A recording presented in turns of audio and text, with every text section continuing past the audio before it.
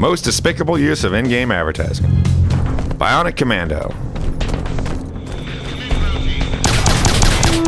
Dragon Age Origins. Need for Speed Shift. Return to Mysterious Island 2. Tony Hawk Ride. Okay, so in the speed session, speed is obviously the name. And the winner is Bionic Commando. You might be able to ignore Bionic Commando's billboards, but it's impossible to escape its ubiquitous Pepsi machines. The game doesn't just feature Pepsi machines, it features multiple machines within a few feet of each other. You can't destroy them or grab them, and they're completely out of place in Bionic Commando's post-apocalyptic world.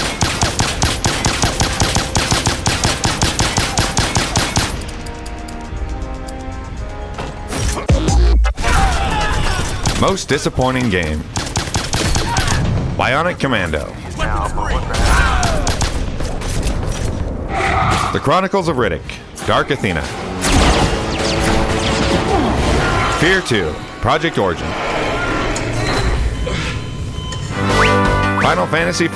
The After Years. King of Fighters 12. And the winner is F.E.A.R 2, Project Origin.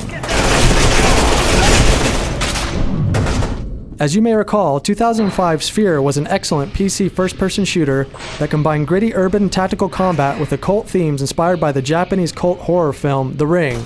Then things happened. Companies bought companies and a bunch of disappointing expansion packs came out. However, F.E.A.R 2 Project Origin ended up in the capable hands of the original game's developer, which is why we expected nothing less than a classic. This is also why it was so disappointing to end up with a sequel that isn't bad by any means, but is, in many places, predictable and run-of-the-mill.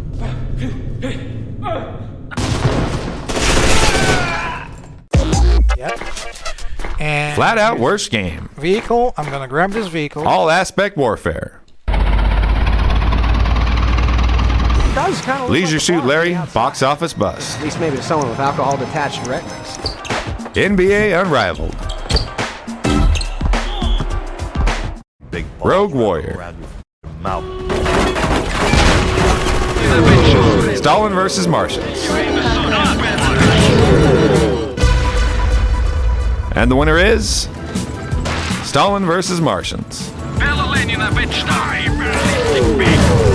Stalin vs. Martians is a broken disaster, suffering from awful controls, putrid AI, and abysmal sound effects.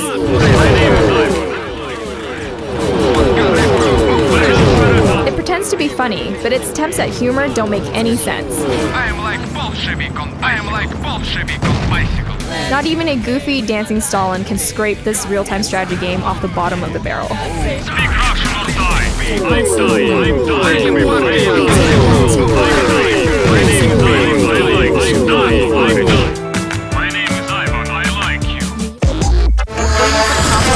Worst game everyone played. G.I. Joe, Rise of Cobra. The Godfather 2.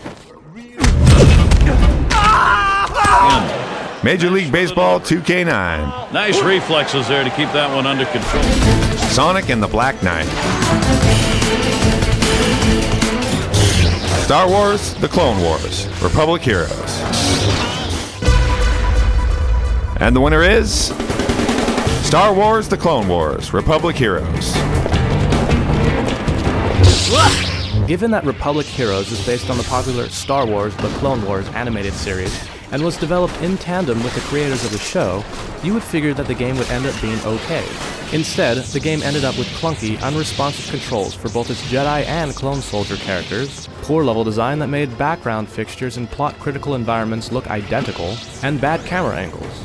Even worse, the gameplay ended up being repetitive.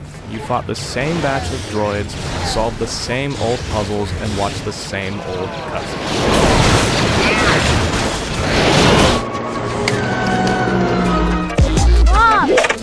Best game no one played.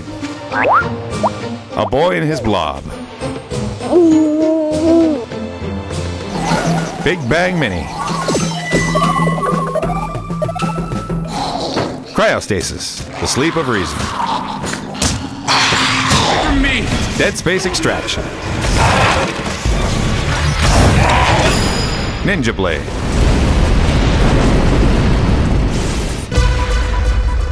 And the winner is Dead Space Extraction. No! Stay away from me! Dead Space Extraction takes the rules of the light gun genre and turns them upside down. It creates a deliberately paced adventure that makes every encounter exhilarating, and even the quietest moments are filled with nervous dread.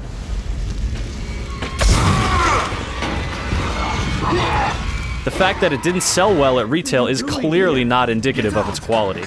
This is a great adventure that is sure to thrill light gun aficionados or anyone itching for a tense adventure through a haunted spacecraft.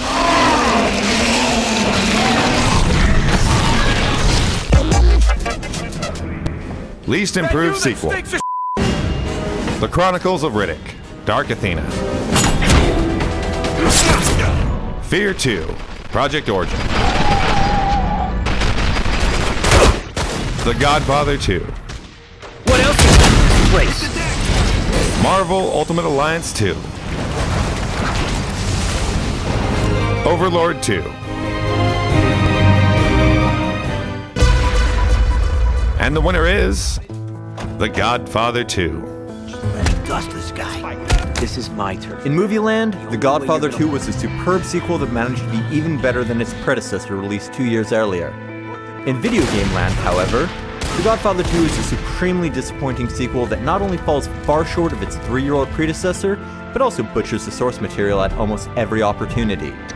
Furthermore, The Godfather 2 was released in an unfinished state more commonly associated with licensed games that are being pushed out to coincide with the movie's opening weekend, rather than one arriving on shelves 25 years after the fact. 2009 was the year in which many great sequels were released, but this isn't one of them. Where's the operator? I think you and me got a bad connection. Worst use of a great license. Race. The Godfather 2. This is my turn now. The only way you're gonna... Indiana Jones and the Staff of Kings. Marvel Ultimate Alliance 2. The Punisher, No Mercy. Star Trek DAC. And the winner is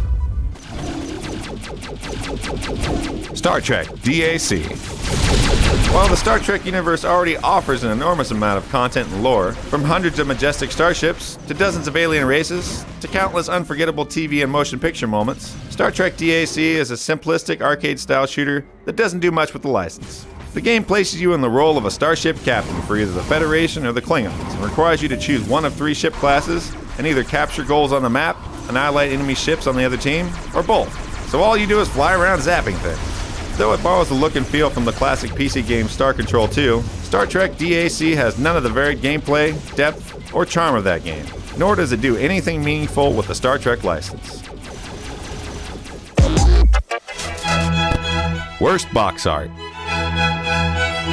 The Conduit. Dead Space Extraction. Guitar Hero 5. Jonathan Cain, The Protector. X-Blades. And the winner is The Conduit. Tons of games with bad box art are released every year, and many are released with different box art in different countries.